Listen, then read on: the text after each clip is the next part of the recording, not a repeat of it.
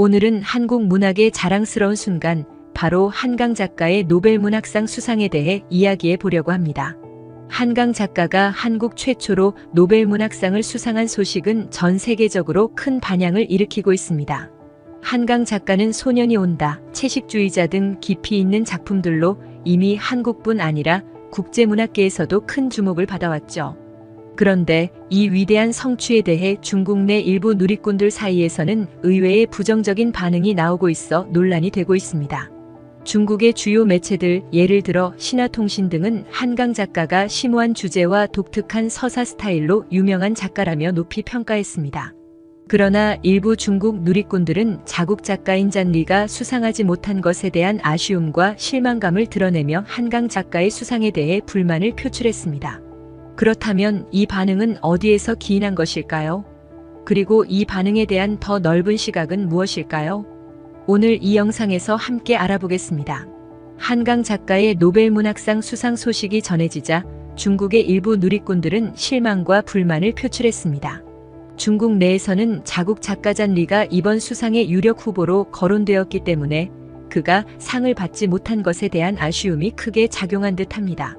잔리는 중국 문학계에서 중요한 위치를 차지하고 있는 작가로 그의 작품들이 이미 많은 중국 독자들에게 사랑받고 있었기 때문에 한강 작가가 수상자로 발표되자 일부 누리꾼들은 이 결과를 받아들이기 어려워했습니다. 특히 몇몇 누리꾼들은 노벨문학상은 그 가치를 잃었다, 한국어로도 문학작품을 쓸 수 있냐는 식의 비판적인 발언을 남기기도 했습니다. 이러한 반응은 자국의 문학이 제대로 평가받지 못했다는 불만에서 비롯된 것이라고 볼 수 있습니다. 그러나 이 부정적인 반응이 중국 전체의 의견을 대변하는 것은 아닙니다. 일부의 목소리일 뿐 중국 내에서도 한강 작가의 수상에 대한 긍정적인 평가와 지지가 많이 존재하고 있습니다. 중국의 여러 매체들은 한강 작가의 노벨문학상 수상을 긍정적으로 평가하며 그녀의 문학적 성취를 높이 평가했습니다. 특히 신화통신은 그녀를 심오한 주제와 독특한 서사 스타일로 유명한 작가라고 소개하며 한강 작가의 작품이 가진 문학적 깊이를 강조했습니다. 또한 중국 내에서도 많은 독자들이 한강 작가의 작품에 깊은 감동을 받았다는 반응을 보였습니다. 한 누리꾼은 책을 읽고 나서 눈물을 참을 수 없었다며 그녀의 작품이 인간의 내면을 깊이 있게 파고들어 감동을 주었다고 전했습니다. 또 다른 독자는 최근 읽은 책 중 가장 감명 깊었다며 한강 작가의 작품이 자신의 삶에 큰 울림을 주었다고 이야기했습니다. 한강 작가의 대표작인 소년이 온다와 채식주의자는 중국어로 번역되어 많은 중국 독자들에게도 사랑받고 있으며 일부 독자들은 더 많은 언어로 번역되길 바란다며 전 세계적으로 그녀의 작품이 널리 읽히길 바라는 기대감을 드러냈습니다. 이처럼 한강 작가의 노벨문학상 수상은 중국 내에서 긍정적인 반응을 얻으며 그녀의 작품이 가진 보편적 메시지가 중국 독자들에게도 깊은 인상을 주고 있다는 사실을 확인할 수 있습니다.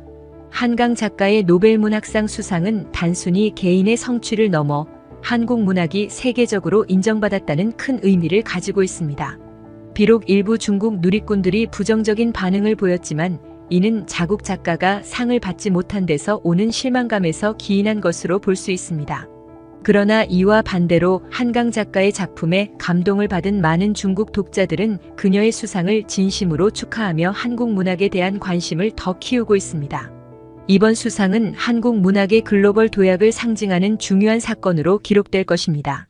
한강 작가의 작품이 주는 감동은 언어와 국경을 초월해 전 세계 독자들에게 전달되고 있으며 이는 한국 문학이 앞으로 더 많은 독자들에게 사랑받을 수 있는 중요한 발판이 될 것입니다.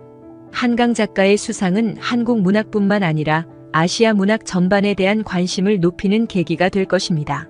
앞으로도 한강 작가의 작품이 더 많은 언어로 번역되어 전 세계 독자들이 그녀의 문학적 세계를 경험할 수 있기를 기대해 봅니다. 그리고 또 한국 문학의 새로운 장을 연 한강 작가의 노벨문학상 수상에 대한 이야기와 이를 둘러싼 논란에 대해 다뤄보려 합니다. 한강 작가는 한국 문학 역사상 최초로 노벨문학상을 수상하며 전 세계적으로 큰 주목을 받고 있습니다. 하지만 이러한 성취 뒤에는 예상치 못한 논란이 함께하고 있는데요. 바로 현역 작가 김규나의 발언이 그 중심에 서 있습니다. 김규나 작가는 자신의 소셜미디어를 통해 한강 작가의 작품을 역사 왜곡이라 지적하며 그녀의 노벨문학상 수상에 대해 부정적인 입장을 공개적으로 표명했습니다.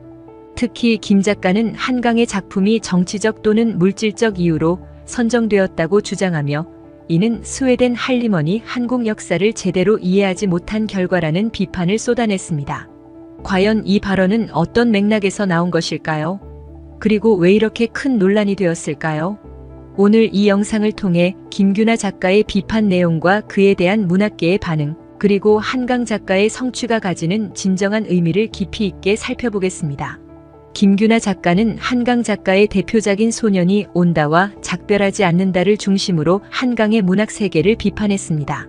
특히 김 작가는 이 작품들이 역사적 사실을 왜곡하고 있으며 스웨덴 할리먼이 한국 역사를 제대로 이해하지 못한 채 이 작품에 찬사를 보냈다고 주장했습니다. 그녀는 한강 작가의 수상이 출판사 로비에 의해 이루어진 것이 아니냐는 의혹까지 제기하며 이 수상을 정치적 선택으로 해석했습니다. 한강 작가의 소년이 온다는 5.18 광주민주화 운동을, 작별하지 않는다는 제주 4.3 사건을 다루고 있는데 이 두 작품은 한국의 현대사를 배경으로 인간의 고통과 그 속에서 피어나는 존엄성을 탐구하는 작품으로 평가받고 있습니다. 그러나 김규나 작가는 이러한 한강의 문학을 역사적 진실을 왜곡한 작품이라고 강하게 비판하며 한강 작가가 노벨문학상을 수상할 자격이 없다고 주장했습니다. 김 작가는 특히 스웨덴 할리먼이 발표한 한강 작가는 역사적 트라우마에 맞서고 인간 삶의 연약함을 드러내는 강렬한 시적 문학을 썼다는 심사평을 두고 이들이 한국의 역사를 제대로 알지 못하고 있는 것이라고 비판했습니다. 그녀는 이러한 평가가 한국 현대사의 비극을 단순히 외국의 시선에서 잘못 해석한 결과라고 주장하며 노벨문학상이라는 권위 있는 상이 정당하게 주어지지 않았다고 의혹을 제기했습니다. 또한 김규나 작가는 노벨문학상이 동양권 작가에게 주어졌어야 한다면 한강이 아닌 중국의 옐렌커가 받아야 마땅하다고 주장했습니다. 그녀는 옐렌커의 문학적 깊이와 감동이 한강의 작품보다 훨씬 뛰어나다고 언급하며 한강의 수상은 정치적 판단에 의한 결과일 가능성이 크다고 강조했습니다. 김규나 작가가 한강과 함께 언급한 옐렌커의 랭커는 중국 현대 문학계에서 매우 중요한 위치를 차지하고 있는 작가입니다. 옐렌커는 중국의 근현대사를 배경으로 한 여러 작품을 통해 중국 사회의 어두운 면을 탐구하며 정치적 비판과 사회적 성찰을 담아내는 것으로 유명합니다. 그는 사실주의와 상징주의를 결합하여 중국 내에서 뿐만 아니라 국제적으로도 높은 평가를 받고 있습니다. 김규나 작가는 옐렌커와 한강을 비교하며 한강의 작품이 무게와 질감에서 품격과 감동이 부족하다고 지적했습니다. 그녀는 옐렌커의 작품이 한강의 작품보다 문학적 깊이와 감동의 수준이 훨씬 뛰어나다고 평가하며 노벨문학상이 옐렌커가 아닌 한강에게 돌아간 것은 잘못된 선택이라고 주장했습니다. 그러나 문학평론가들은 이 비교가 단순한 문학적 취향의 차이를 넘어서 정치적 편향성에서 비롯된 것이라는 분석을 내놓기도 했습니다. 한강과 옐렌커는 서로 다른 사회적 배경과 역사적 경험을 바탕으로 작품을 써왔으며 그들의 문학적 목표와 표현 방식 역시 크게 다릅니다. 따라서 두 작가를 단순히 문학적 수준만으로 비교하는 것은 무리라는 의견도 많습니다. 한강 작가의 작품은 한국 현대사의 비극을 넘어 인간의 보편적인 고통과 연약함을 탐구하며 이를 강렬한 시적 표현으로 승화시켰다는 점에서 높은 평가를 받고 있습니다. 이는 옐렌커와 같은 다른 작가들이 추구하는 방향과는 다른 문학적 길일 뿐 그 자체로 비교할 수 없는 가치를 지닌다는 것이 많은 문학 전문가들의 의견입니다. 김규나 작가는 이번 한강 작가의 수상을 두고 노벨문학상이 정치적 이유나 출판사 로비에 의해 결정된 것이 아닌지 의문을 제기했습니다. 그녀는 노벨상 심사위원들이 한국 현대사의 아픔을 잘 알지 못하고 출판사의 마케팅 전략에 휘둘려 한강을 선택했다고 주장하며 심사 과정이 투명하지 않다는 의혹을 제기했습니다. 그러나 노벨문학상은 그 오랜 역사 속에서 정치적 논란을 피해가기는 어려웠지만 기본적으로 문학적 성취와 예술적 가치를 기준으로 수상자를 선정해왔습니다. 노벨문학상을 선정하는 스웨덴 할리먼은 철저한 심사 과정을 거쳐 수상자를 발표하며 이 과정에서 문학적 깊이, 예술적 표현, 사회적 영향력 등을 종합적으로 평가합니다. 한강 작가의 작품이 노벨문학상을 수상한 이유는 그녀의 작품이 단순히 역사적 사건을 나열하는 것이 아니라 그 사건 속에서 인간의 고통과 존엄성을 깊이 있게 탐구한다는 점에서 큰 평가를 받았기 때문입니다. 또한 그녀의 작품은 한국 현대사의 비극을 다루면서도 보편적인 인간의 감정을 표현하는 데 탁월한 능력을 보여주었으며 이는 전 세계 독자들에게 공감을 불러일으켰습니다. 이번 논란은 단순히 개인적인 문학 비평의 문제를 넘어서 문학적 성취와 비판의 경계에 대한 논의를 다시 한번 상기시키는 계기가 되었습니다. 김규나 작가의 발언은 한강 작가의 노벨문학상 수상 자체를 부정하는 것이었으며 그 과정에서 출판사와 노벨상 심사위원회에 대한 의혹까지 제기되었습니다. 그러나 노벨문학상 수상은 단순한 정치적 선택이나 상업적 로비의 결과로 볼 수 없는 깊이 있는 문학적 성취를 바탕으로 이루어졌다는 점에서 많은 문학 전문가들은 김규나 작가의 주장을 반박하고 있습니다. 한강 작가는 소년이 온다와 작별하지 않는다를 통해 한국 현대사의 비극을 정면으로 다루며 그 속에서 인간의 보편적 고통과 연약함을 섬세하게 풀어내었습니다. 이번 사건을 통해 우리는 문학 비평의 자유와 그 한계를 다시 한번 생각해보게 됩니다. 문학은 다양한 해석과 평가가 공존할 수 있는 예술의 영역이지만 그 과정에서 객관적인 평가 기준과 문학적 성취에 대한 존중이 지켜져야 한다는 사실도 잊어서는 안 됩니다. 한강 작가의 노벨문학상 수상은 단순히 한국 문학의 성취를 넘어 세계 문학의 새로운 방향을 제시하는 중요한 사건입니다. 그녀의 작품이 주는 메시지와 감동은 언어와 국경을 초월해 많은 이들에게 전달되었으며 이는 한국 문학이 세계 문학사에서 더욱 주목받을 수 있는 중요한 발판이 될 것입니다. 하지만 그녀는 한국의 역사적 비극과 인간 내면의 상처를 깊이 탐구하며 전 세계 독자들에게 큰 감동을 전했습니다. 노벨문학상 수상 소식과 함께 한강 작가의 작품들이 다시금 주목받고 있습니다. 이번 영상에서는 한강 작가의 대표작 소년이 온다, 작별하지 않는다가 어떻게 전 세계 독자들에게 깊은 울림을 주었는지, 그녀의 문학이 왜 전 세계적으로 공감을 얻었는지 살펴보겠습니다. 한강 작가의 작품 중 소년이 온다는 한국 현대사에서 가장 아픈 상처 중 하나인 광주 5.18 민주화 운동을 다루고 있습니다. 이 작품은 단순히 사건을 서술하는 것을 넘어 그 당시의 인간적인 고통과 상처를 탐구하며 그 비극을 깊이 있는 문학으로 승화시켰습니다. 한강 작가는 광주의 참혹한 상황을 풀리지 않는 수수께끼처럼 느꼈다고 합니다. 왜 인간은 이렇게 폭력적일 수 있는가? 라는 질문과 동시에 왜 그토록 서로를 도우려 하는가? 라는 상반된 인간의 모습을 보며 그녀는 이 이야기를 쓰지 않을 수 없었다고 말합니다.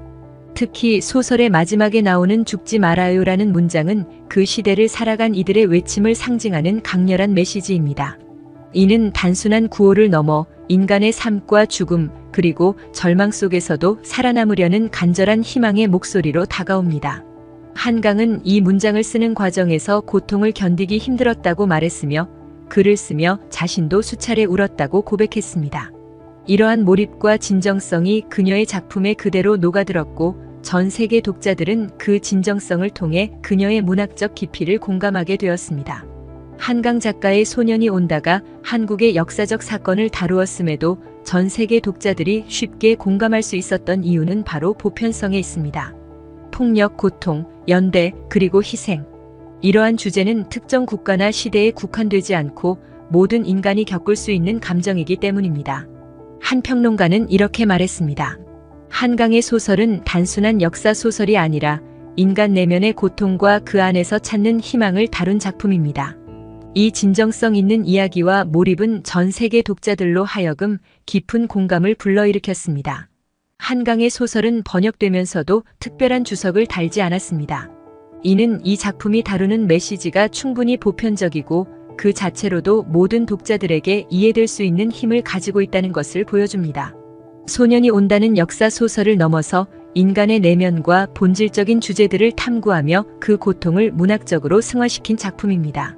한강 작가의 노벨문학상 수상은 단순한 문학적 성취를 넘어 한국 문학의 세계적 도약을 상징하는 중요한 사건입니다. 그녀의 작품은 한국적 정서를 바탕으로 하고 있지만 그 안에 담긴 인간의 내면에 대한 탐구는 전 세계 어디서나 공감할 수 있는 보편적 감정으로 가득 차 있습니다. 노벨문학상 수상 이후 한강 작가의 작품들이 다시금 주목받으며 한국 문학에 대한 세계적인 관심도 더욱 커졌습니다. 그리고 이제 더 많은 한국 작가들이 세계 무대에서 빛날 수 있는 기회가 열리고 있습니다. 한강 작가가 이룬 성취는 단순한 개인의 영광이 아닙니다. 이는 한국 문학이 앞으로 나아갈 새로운 길을 열어준 큰 도약이자 전 세계 독자들에게 한국 문학의 가치를 다시 한번 각인시키는 계기가 되었습니다.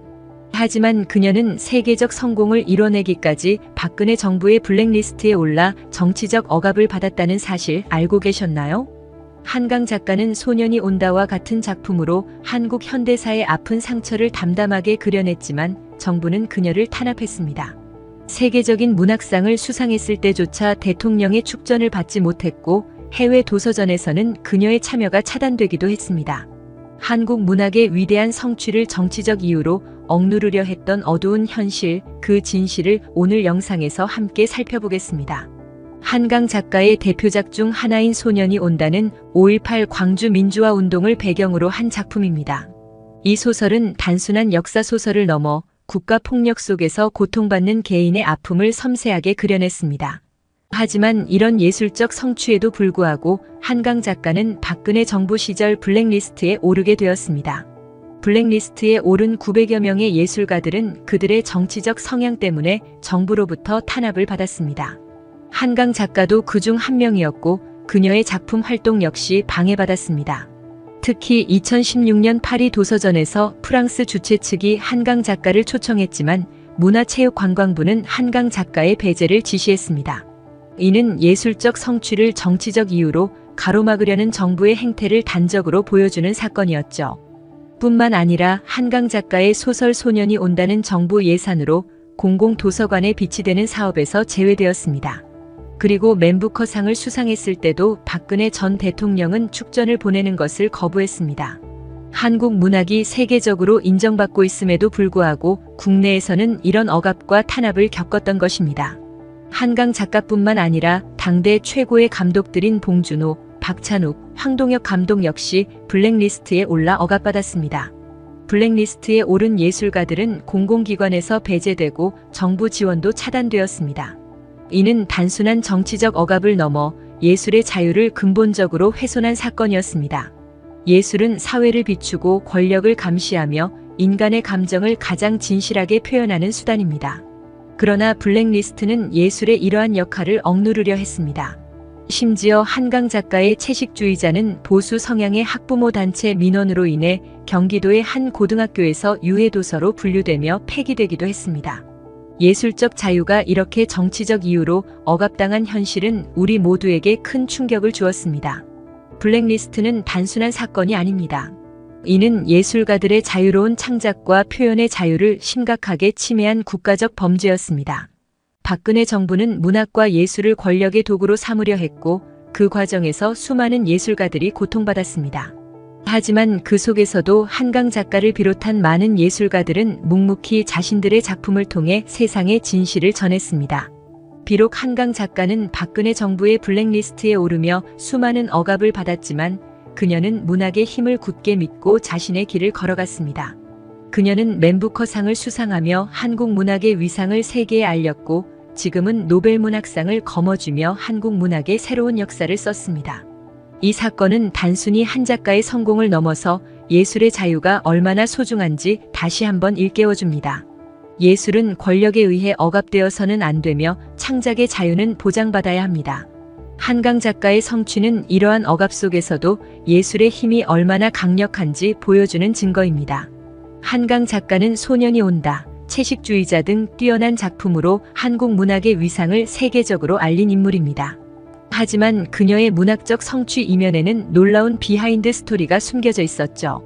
노벨 문학상을 수상하며 전 세계 문학계에 한국 문학의 저력을 알린 그녀는 과거 박근혜 정부의 블랙리스트에 올라 문화적 탄압을 받았던 인물 중 한 명이기도 했습니다.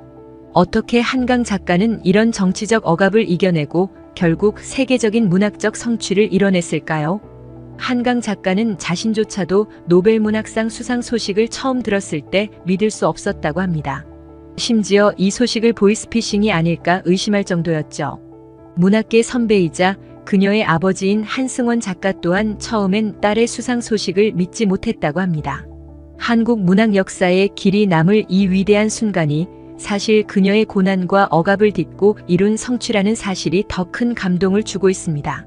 오늘 우리는 한강 작가가 겪었던 블랙리스트 사건, 그리고 그 이면에 숨겨진 한국 사회의 정치적 어두운 단면을 함께 살펴보려고 합니다. 그녀가 어떻게 정치적 탄압 속에서도 문학적 신념을 지키며 한국 문학을 세계적으로 알릴 수 있었는지 그 과정을 차근차근 따라가 보겠습니다. 한강 작가는 그녀의 대표작 소년이 온다를 통해 한국 현대사에서 가장 아픈 상처 중 하나인 5.18 광주 민주화 운동을 다루며 큰 반향을 일으켰습니다.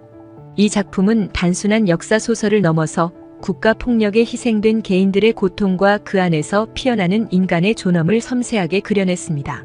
한강은 광주 민주화 운동의 참상을 간접적으로 경험했으며 이를 통해 인간의 폭력성과 연대에 대한 깊은 성찰을 작품에 담아냈습니다.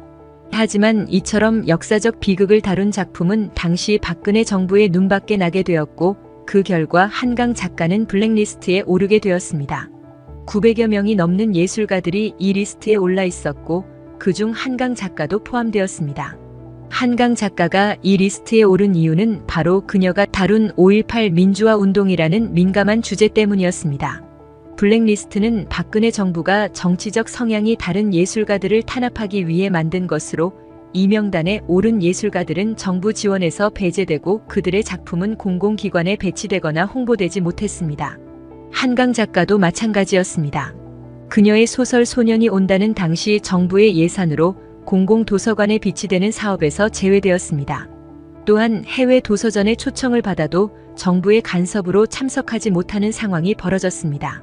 더욱 충격적인 사실은 한강 작가가 맨부커상을 수상했을 당시에도 박근혜 전 대통령은 축전을 보내는 것을 거부했다는 점입니다. 이는 단순히 한 개인의 성공을 축하하지 않은 사건이 아니라 정부가 예술을 정치적 도구로 바라보고 있었음을 상징적으로 보여주는 사건이었습니다. 한강 작가의 성취가 세계적으로 인정받고 있음에도 불구하고 그녀는 국내에서 정치적 억압을 받으며 제대로 된 평가를 받지 못했던 것입니다. 이와 관련해 한강 작가는 당시 상황을 되돌아보며 매우 힘들었다고 고백했습니다. 그녀는 정치적 억압 속에서도 문학적 신념을 지키며 작품을 이어나갔고 자신의 목소리를 문학을 통해 전달하고자 했습니다. 하지만 그 과정은 결코 순탄하지 않았습니다. 한강 작가뿐만 아니라 대한민국을 대표하는 수많은 예술가들이 박근혜 정부의 블랙리스트에 올랐습니다.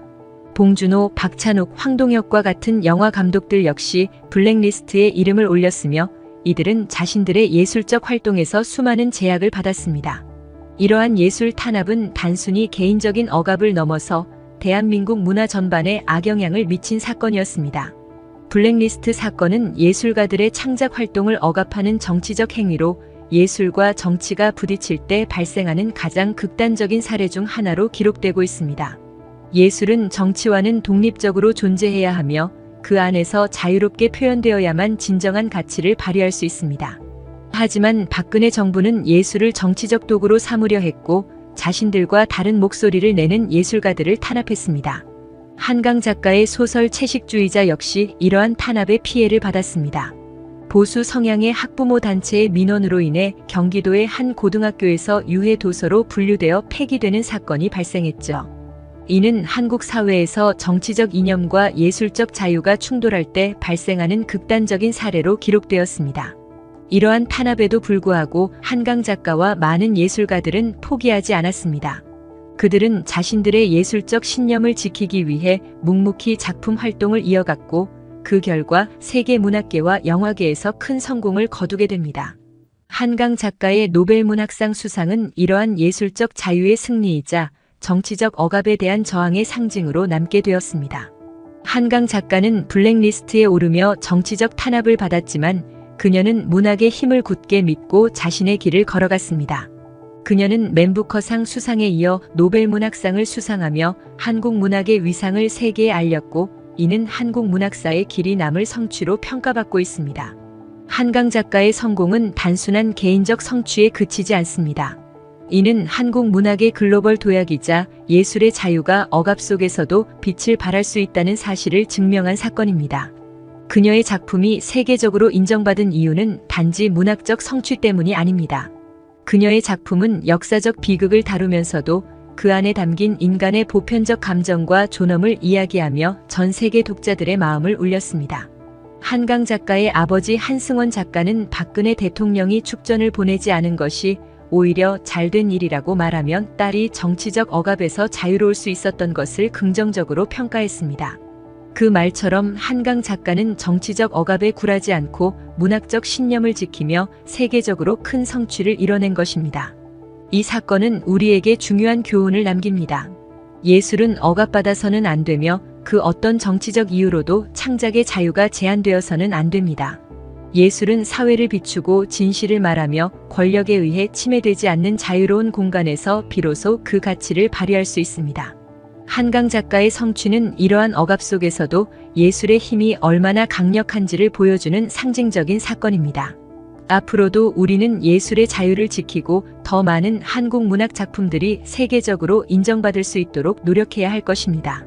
한강 작가와 같은 예술가들이 더 이상 정치적 이유로 억압받지 않고 자유롭게 창작할 수 있는 세상을 만들어가야 합니다. 여러분, 오늘 한강 작가의 이야기가 감동적이셨나요? 예술과 문학의 자유에 대해 다시 한번 생각해 볼 수 있는 시간이 되었길 바랍니다. 구독과 좋아요 꼭 눌러주시고 다음 영상에서 또 만나요.